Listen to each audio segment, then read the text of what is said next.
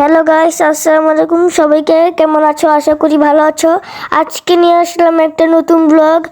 আর আজকের ব্লগে আমরা বানাবো হচ্ছে চিকেন উইংস। আর এখানে আমরা নিয়ে নিয়েছি এই যে 8টা পাখনা। আর হচ্ছে আজকে আমার সাথে আছে আমার মা। আমি ভিডিও করবো আর সে বানাবে, তোমাদেরকে দেখাবো। আর আমি তোমাদেরকে পাখনা ম্যারিনেট করতে দেখাতে ভুলে গেছি। আর বেশি কথা না বলে চলো আবার যাক কিচেনে। আর চলে আসলাম কিচেনে। আর একটু পরে বসিয়ে দেব আমরা এই যে ফ্রাই প্যানটা। আর এখানে আমরা একটা ডিম নিয়েছি আর আটা নিয়েছি। আর এখানে হচ্ছে আমাদের 8 পাখনা আর এই যে আটা। আর এর একটু পরে আমরা ডিমটাকে একটা প্যানের ভিতরে ঢেলে নেব। আর ঢেলেও নিলাম। আর এটাকে কিন্তু ভালোভাবে ফাটাবে। আর হ্যাঁ, এটা নিতে হবে হচ্ছে শুধু সাদাটা ডিমের এই যে আটার ভিতরে আমরা এই যে মরিচ দিব আর লবণ দিব। যদি না হয় আর হচ্ছে এই যে একটু ঝাল ঝাল লাগে, এই যে মরিচের গুঁড়া দিয়েছি 1 চামচ। আর লবণ দিব একটু পরে দিয়েছি। আর হচ্ছে এই যে আটাটাকে মাখিয়ে নিচ্ছি। আমার মা মাখাচ্ছে আর আমি ভিডিও করছি। আর হচ্ছে এই যে একটু পরে ডিমটাকে আমরা ফাটিয়ে নেব ভালোভাবে। এখানে আটাগুলো ভালোভাবে মাখাতে হবে। আর এই যে নিয়েছি ডিমটাকে খুব ভালোভাবে করতে হবে, ফাটাতে হবে। আর হ্যাঁ, আরেকটা কথা, ডিমের শুধু সাদা অংশটা নিতে হবে, কুসুম নেওয়া যাবে না। আমি একটু কথা বলতে তুতলে যাচ্ছি।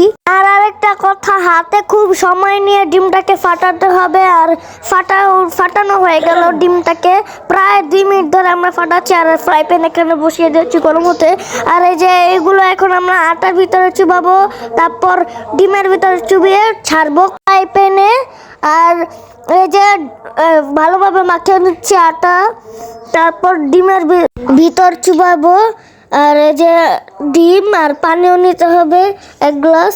আবার বলবে যে কি করছে, আমার ক্যামেরাটা নষ্ট হচ্ছে তো তাই একটু করছি, এই যে মুছছি। তোমরা আবার কিছু ভেবো না। ওই যে ছাড়লাম একটা, এইভাবে একটা করে ছাড়বো এই যে আটা। আর এখন আমরা এটাকে ভাজবো, এই যে তেলে ছেড়েছি।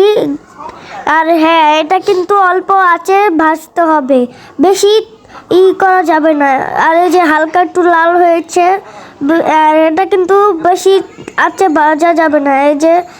এই যে হালকা লাল হয়েছে ভাজা। চিকেন উইংসগুলো এরকম করে ভাজবো আস্তে আস্তে। তারপরে যে একটু পরপর লাড়া দিতে হবে, না হলে হবে না। এটা হয় বেশি পুড়ে যাবে, না হলে কাঁচা থেকে যাবে ভিতরে।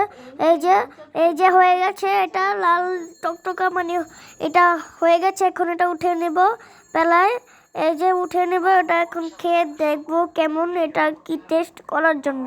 এই যে দেখো তোমরা কেমন হয়েছে। এই যে আরেকটা ছাড়বে এখন, তারপর ভাজা হবে, তারপর আমরা খাবো, তারপর তোমাদের দেখাবো, রিভিউ দেবো সবার শেষে ভিডিও শেষে। তোমাদের বলতে বলতে আমি তোতলে যাচ্ছি। এই যে এই দুটো একসাথে ছাড়বো। এই যে প্রথমে আটা দিতে হবে, তারপর আবার ডিমে, তারপর আটায়, তারপর ছেড়ে দিতে হবে ফ্রাই প্যানে। আর তোমরা এটা ঘরে বানিয়ে খেতে পারো, এটা খুব মজা।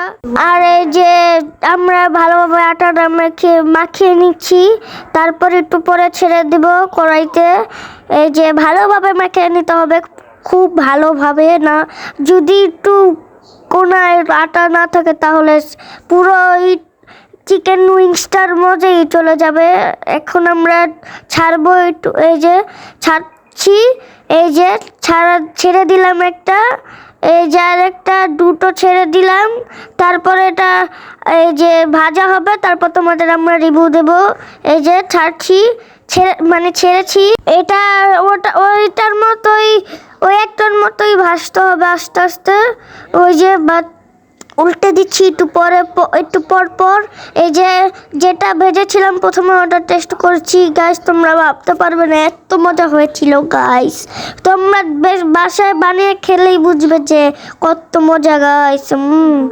সেই মজা হয়েছিল গাইস, অনেক মজা হয়েছিল। আর এই যে ওটা টেস্ট করতে করতে এটার ওই পাশ হয়ে গেছে, এখন এটাকে একটু উল্টে পাল্টে দিতে হবে, না হলে আবার কাঁচা রেখে যাবে ভিতরে। আমি আবার একটু টতলে যাচ্ছি কারণ আমার শরীরটা বেশি ভালো না। আর এই যে এখানে আছে আর 6টা, এগুলো আস্তে আস্তে ভাজা শেষ হলে তোমাদেরকে দেখাবো রিভিউ। আর দেখতে দেখতে ভাজা হয়েও গেল। এই যে চিকেন উইংস আজকের। তোমাদের কেমন লেগেছে আজকের ব্লগটা? আশা করি ভালো লেগেছে, অবশ্যই কমেন্টে বলবে কেমন হয়েছে। আর তোমরা বিশ্বাস করবে না গাইস, এত মজা হয়েছিল গাইস, তোমাদের কি বলবো। আর এত নরম হয়েছিল এটা ভিতরে, খুব মজা হয়েছিল গাইস। তোমরা খেলেই বুঝবে যে কি মজা গাইস। সো আজকের ভিডিওটা এই পর্যন্ত ছিল। তোমাদের যদি ভালো লাগে অবশ্যই কমেন্টে বলবে, আর বেশি বেশি করে লাইক সাবস্ক্রাইব করবে। আর কি বলবো গাইস, এত মজা হয়েছিল। আর বেশি বেশি লাইক করো। আসসালামু আলাইকুম সবাইকে, টাটা।